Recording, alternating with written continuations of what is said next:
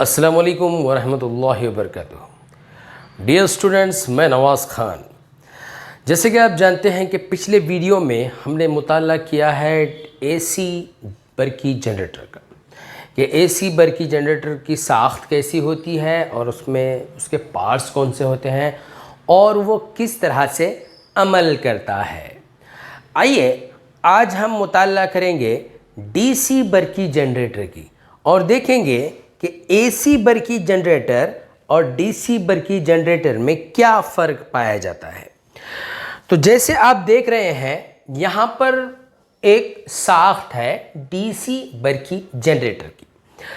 इसमें as usual जिस तरह से एसी बरकी जनरेटर में दो गैर मुशाबा कुतबैन जो मैग्नेटिस के होते हैं उसको रखा गया है, नॉर्थ और साउथ, और उसके दरमियान एक मुस्ततीली तांबे से बने मुस्ततीली कॉइल को रखा गया है जिसके 4 किनारे होते हैं ए बी सी डी। और आपको पता है कि ए से निकलने वाला सिरा और डी से निकलने वाला सिरा एसी बरकी जनरेटर में 2 रिंग मुकम्मल छल्लों से या मुकम्मल हल्के से जुड़े हुए थे। लेकिन यहाँ पर फ़र्क ये है कि यहाँ पर मुकम्मल हल्के नहीं होते, जबकि मुकम्मल हल्का यानी ऐसे होता है। तो यहाँ पर मुकम्मल हल्के नहीं होते, यहाँ पर निस्फ हल्के होते हैं। एक ही हल्के में 2 पार्ट कर दो, आपको मिलेंगे निस्फ हल्के या निस्फ छल्ले जिसको हम कहते हैं। तो यहाँ पर डी से निकलने वाला जो सिरा है वो निस्फ हल्का या निस्फ रिंग, स्प्लिट रिंग जिसको हम अंग्रेजी में कहते हैं, उससे जुड़ा है S1 जिसको नाम दिया गया है। और ए से निकलने वाला जो सिरा है उसको स्प्लिट रिंग S2 से जोड़ दिया गया है। उसी तरह से जिस तरह से हमने बरकी मोटर में इसका मुताला किया, उसी तरह की साख यहाँ पर बरकी जनरेटर में भी होती है। कौन से बरकी जनरेटर में? डीसी बरकी जनरेटर में। डी से निकलने वाला सिरा जुड़ा है स्प्लिट रिंग S1 से, ए से निकलने वाला सिरा जुड़ा है स्प्लिट रिंग S2 से, और ये दोनों स्प्लिट रिंग तमास में होते हैं यानी टच में होते हैं, जुड़े नहीं होते। जुड़ना अलग है और तमास में आना अलग है, यानी टच में होना अलग है। ये टच में होते हैं। S1 टच में होता है कार्बन के ब्रश B1 से, और S2 तमास में आता है कार्बन के ब्रश B2 से।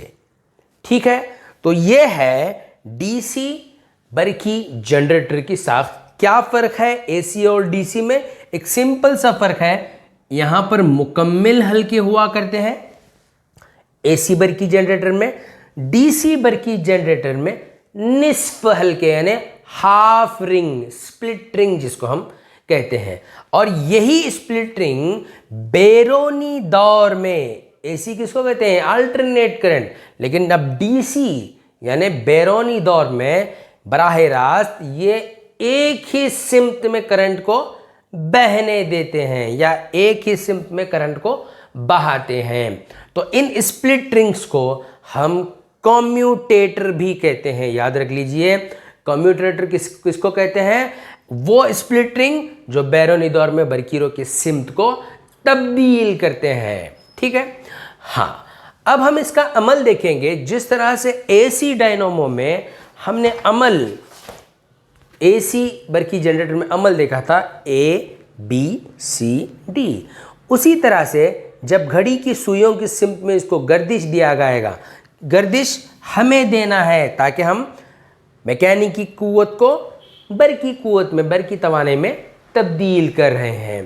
तो यहाँ पर जब हम हरकत देंगे या गर्दिश देंगे इसको घड़ी की सुइयों की सिमत में, तो जो ए बी का सिरा है वो ऊपर की जानिब हरकत करेगा।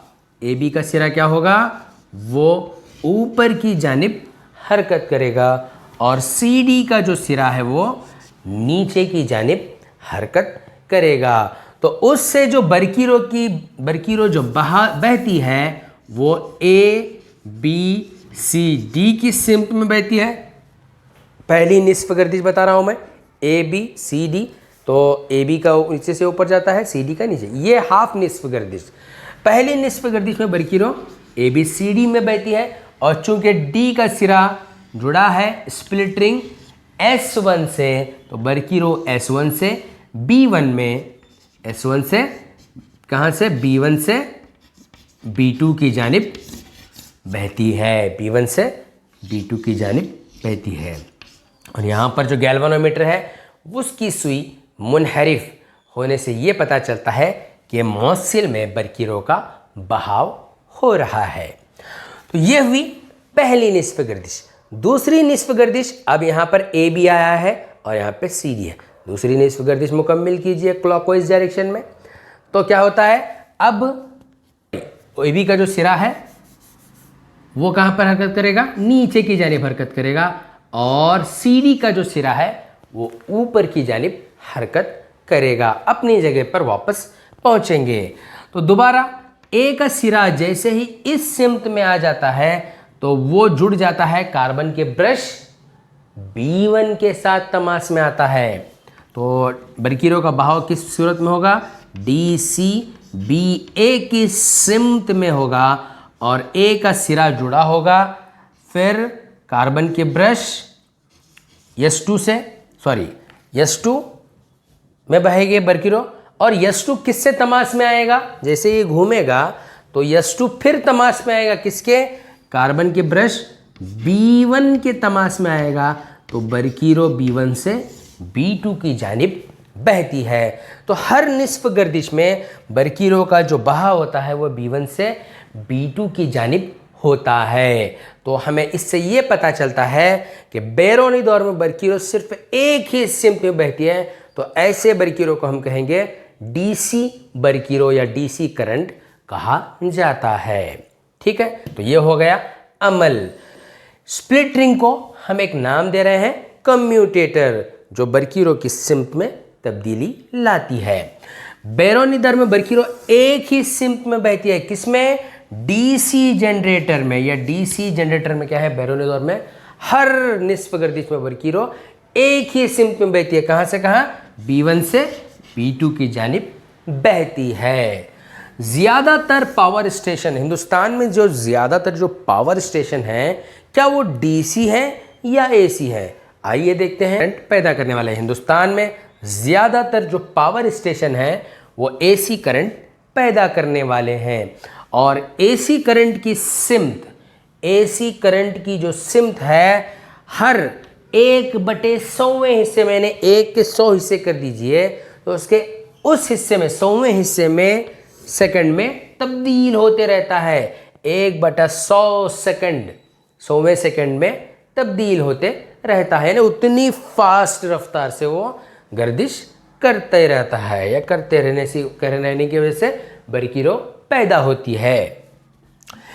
AC की जो सुरत है, AC का जो बहाव है वो 50 हर्ट्ज होता है। AC करंट यानी अल्टरनेट करंट का जो बहाव होता है उसका ताद्दुद, उसकी जो फ्रीक्वेंसी होती है वो कितनी होती है, 50 हर्ट्ज की रफ्तार से होती है। DC के मुकाबले में AC ज़्यादा फासलों तक बगैर नुकसान के पहुंचाया जा सकता है। तो ये थी कुछ मालूमात DC मोटर के मुताल्लिक़, और हमने देखा है फ़र्क कि AC और DC में क्या फ़र्क होता है। तो इसके आगे मज़ीद मालूमात के साथ फिर से मुलाकात होगी। जब तक के लिए इजाज़त दीजिए। अस्सलामु अलैकुम वरहमतुल्लाहि वबरकातुहू।